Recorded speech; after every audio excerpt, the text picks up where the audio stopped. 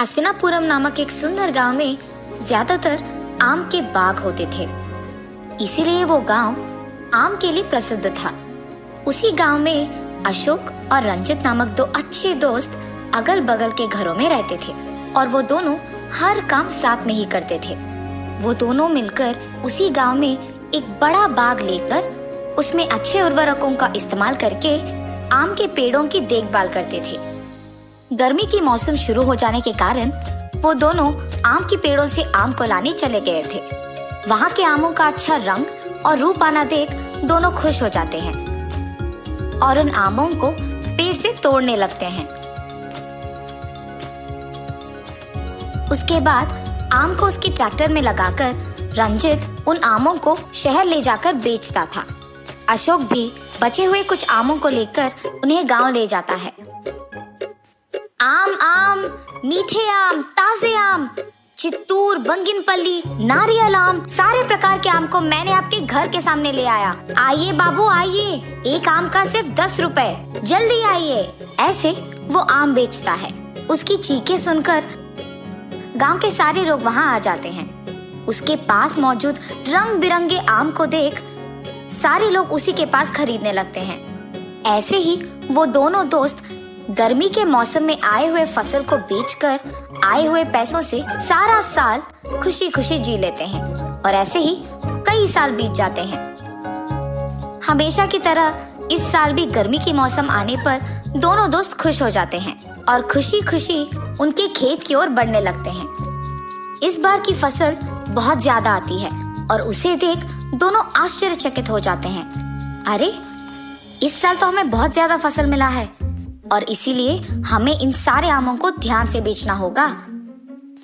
अरे हाँ अशोक, ये तो सही है। ये फैसला करके तब से वो दोनों उस आम के खेत की चौकीदारी करने लगते हैं। एक दिन अशोक की चौकीदारी करने की बारी होती है। तब दोपहर का समय है। इस समय में यहाँ कौन आएगा? मुझे बहुत नींद आ रही है, थोड़ी देर सो जाता हूँ। ये सोचकर वो थोड़ी देर सो जाता है। ऐसे ही वो हर रोज दोपहर के समय में सो जाता था। ठीक उसी तरह अशोक का दोस्त रंजित भी उसकी चौकीदारी के मौके पे दोपहर को खेत जाकर सो जाता था। इनके सोने के समय में तोते का बेड़ा इनके खेत में आकर एक तरफ पे आम खाना शुरू करते हैं और ऐसे बहुत दिन बीत जाते हैं। एक दिन जब रंजित चौकीदारी कर रहा था तो सोते हुए अशोक के पास जाकर ये कहता है, अशोक अशोक, लगता है कि हमारे आमों का अच्छा रंग आ गया। जाकर उन्हें पेड़ से निकालते हैं, चलो। ठीक रंजित। जब दोनों मिलकर खेत में मौजूद पेड़ों पे चढ़ने लगते हैं तो तोते का बेड़ा उन्हें देख वहां से उड़ जाते हैं। उन्हें देख अशोक कहता है, अरे मैं तो नीचे ही था रंजित, इतने सारे तोते कहाँ से आए? अरे अशोक, ये तोते कितने ही आम को खा पाएंगे? कोई नहीं, चलो चलो काम पे लग जाओ। और ऐसे जब वो आम को तोड़ने लगता है तो बगल में एक और तोते के बेड़े को आम खाते हुए देख दंग रह जाता है। अरे अशोक, ये देखो, हमारे सारे आम ये तोते खा रहे हैं। अरे बाप रे, ये तो सच है, तोते हमारे सारे आम खा गए। न जाने हमारे बाकी आम का क्या हाल है। जल्द से जल्द जो भी आम बचे हैं हमें उन्हें तुरंत लेना होगा। ये फैसला करके वो दोनों भागते हुए जल्दी जल्दी सारे बचे आमों को लेते हैं। जरूर मेरे सोते समय में ही इस तोते के बेड़े ने मौके पे चौका मारा होगा। ये सब मेरी ही गलती थी, मेरी लापरवाही के कारण ही ये सब हुआ है। ये कहते हुए वो बहुत दुखी होता है। अशोक, तुम्हारे साथ साथ मैं भी तो था चौकीदारी करने। मैं भी दोपहर के समय में सोता था। तुम्हारे साथ मैंने भी ये गलती किया है। इस साल हमें दुगना फसल मिलने के बावजूद हम कुछ नहीं कर पाए। हमारी लापरवाही के कारण हमें अब इस नुकसान को भुगतना होगा। अशोक, जो हो गया सो हो गया, अब उसके बारे में सोचकर हम ऐसे निराश नहीं बैठेंगे। एक काम करते हैं, हमारे पास जो ट्रैक्टर है एक जगह से दूसरी जगह लेकर जाएंगे और ऐसे हम पैसे कमा पाएंगे। तो इसीलिए अगले गर्मी के मौसम तक हम ये काम करते हुए पैसे कमाएंगे, ठीक है? ये फैसला करके वो दोनों दोस्त वहाँ से चले जाते हैं।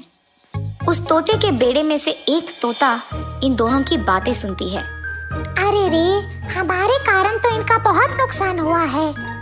मैं भी बेड़े में बाकी तोतों के साथ यहाँ आके आम खाने लगी, पर मैंने कभी ये नहीं सोचा कि हमारे खाने के कारण इनका क्या नुकसान होगा। अब देखो, ये दोनों बहुत दुखी हैं। ये कह के वो तोता वहाँ से उसके मालिक के पास उड़ जाती है। मेरा मन कर रहा है कि मैं उन दोनों का कुछ तो सहायता करूं, पर उन्हें पता नहीं चलना चाहिए कि मैंने उनकी मदद की है। ऐसा मैं क्या कर पाऊंगी? उसके मालिक के पास जाकर भी वो तोता सिर्फ इसी के बारे में सोचते रहती है।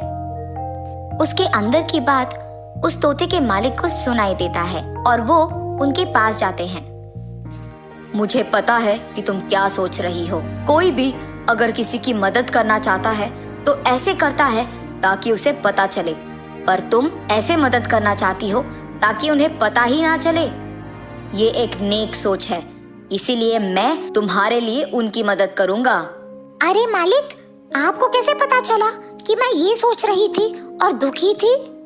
मेरे पास मौजूद शक्ति से मैं सब कुछ जान सकता हूँ। जिस खेत की आम तुम सब ने खा लिया, उसी खेत में सिर्फ एक आम से उनका जीवन बदल जाएगा।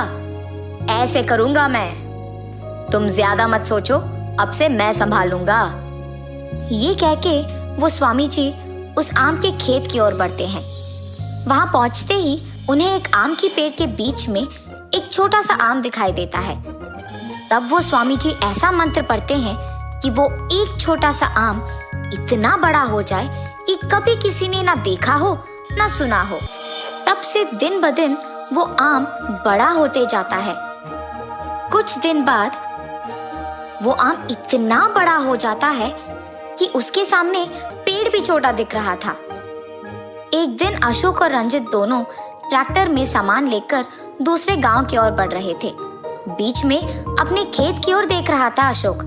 अचानक खेत के बीच में मौजूद पेड़ के ऊपर एक बड़ा सा आम देख वो दंग रह जाता है। रंजित वो देखो, एक मिनट ट्रैक्टर तो रोको।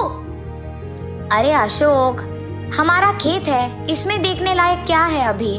पर रोककर जब रंजित उस ओर देखता है तो वहाँ एक बड़ा आम देख वो चौंक जाता है। रंजित, क्या ये सब सच है?